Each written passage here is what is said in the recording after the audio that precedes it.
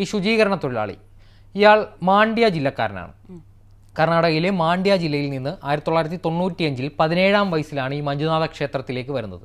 25 രൂപ മാത്രം ദിവസ വേതനത്തിൽ മഞ്ജുനാഥ ക്ഷേത്രത്തിലെ ശുചീകരണ തൊഴിലാളിയായിട്ട് ജോലിയെടുത്ത് വരികയാണ്.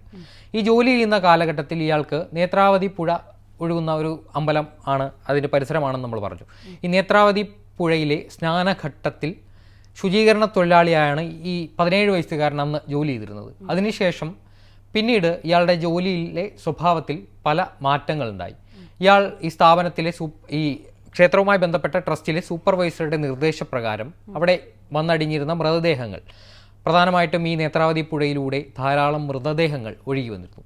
ഈ മൃതദേഹങ്ങൾ ഈ 17 വയസ്സുകാരൻ്റെ അന്നത്തെ ചിന്തയിൽ ഇത് സാധാരണ മുങ്ങിമരണങ്ങൾ മാത്രമായിരുന്നു. എന്നാൽ പിന്നീട് ഈ മൃതദേഹങ്ങളുടെ എണ്ണം കൂടിക്കൂടി വന്നു. നേത്രാവതി പുഴയിൽ ഒഴുകി വരുന്ന മൃതദേഹങ്ങളുടെ എണ്ണത്തിൽ വലിയ വർധനവുണ്ടായി. ഒരു ദിവസം തന്നെ 1ഉം 2ഉം മൃതദേഹങ്ങൾ വന്നടിഞ്ഞു. എന്നാൽ പിന്നീട് ഇയാൾ ഈ മൃതദേഹങ്ങൾ കുഴിച്ചിടാൻ ഉള്ള നിർദ്ദേശത്തിൽ ഇയാൾ ഇത് കുഴിച്ചിടാൻ തിരഞ്ഞെടുത്തിരുന്ന സ്ഥലം സമീപത്തെ കാട്ടുപ്രദേശമാണ്.